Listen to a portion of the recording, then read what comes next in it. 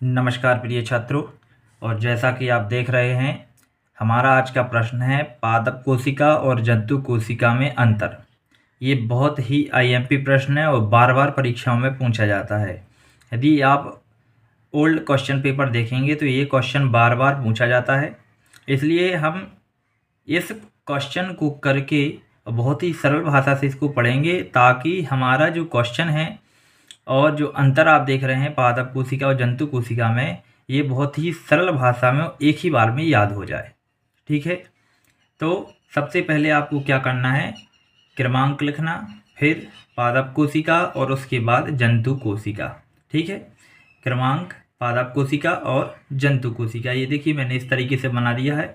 इसके करने से आपको 5 नंबर आपके पक्के हो जाएंगे। ठीक है, चलिए देख लेते हैं। ये 9वीं से 12वीं सभी के लिए देखिए, खास तौर पे जो बोर्ड एग्जाम है उसके लिए तो आईएमपी है ही। कई बार क्वेश्चन पूछ लिए जाते हैं पादप कोशिका और जंतु कोशिका में क्या अंतर है। तो इसमें हम क्रम से अंतर देखेंगे। नंबर 1 चलिए देखते हैं। नंबर 1 अंतर क्या है, पादप कोशिका में कोशिका भित्ति पाई जाती है। जो पादप कोशिका है उसमें क्या पाई जाती है, कोशिका भित्ति पाई जाती है। लेकिन जो जंतु कोशिका होती है उसमें कोशिका भित्ति नहीं पाई जाती है। ठीक है, इसमें पाई जाती है और इसमें नहीं पाई। देखिए इसलिए हाईलाइट भी है, ये पाई जाती है और नहीं पाई जाती। ठीक, अब हम देखते हैं सेकंड। दूसरा है हमारा, इसमें सेंट्रोसोम नहीं पाया जाता। जो पादप कोशिका होती है इसमें सेंट्रोसोम नहीं पाया जाता है। ठीक है, सेंट्रोसोम नहीं पाया जाता, जबकि जो जंतु कोशिका होती है उसमें सेंट्रोसोम पाया जाता। देखिए यदि आप पादप कोशिका के जो अंतर है वो याद कर लेंगे तो जंतु कोशिका की इसके बिल्कुल विपरीत होती है। जैसे इसमें देखिए पादप कोशिका भित्ति पाई जाती है, इसमें नहीं पाई जाती।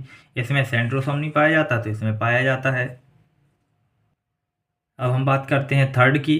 तो इसमें जो पादप कोशिका मतलब पेड़ पौधों से संबंधित, तो पादप कोशिका में क्या रहता है, हरित लवक पाया जाता है। लेकिन जंतुओं में हरित लवक नहीं पाया जाता, तो जंतु कोशिका में हरित लवक नहीं पाया जाता है।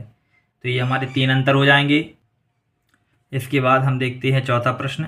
चौथा अंतर क्या हो जाएगा, इसमें जो केंद्रक होता है वो परिधि की ओर हो सकता है। किसकी ओर हो सकता है, परिधि की ओर हो सकता है। ये जरूरी नहीं कि परिधि पर हो या परिधि की ओर हो, लेकिन हो सकता है।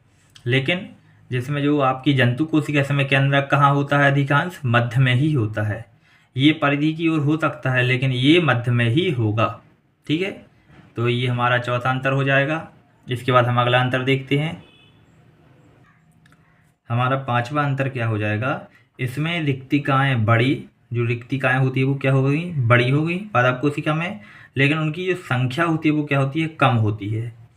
जबकि जो जंतु कोशिका होती है उसमें रिक्तिकाएं छोटी और संख्याओं की संख्या क्या हो जाएगी, अधिक हो जाएगी। रिक्तिकाओं की संख्या क्या है, अधिक होती है, लेकिन रिक्तिकाएं छोटी होती हैं।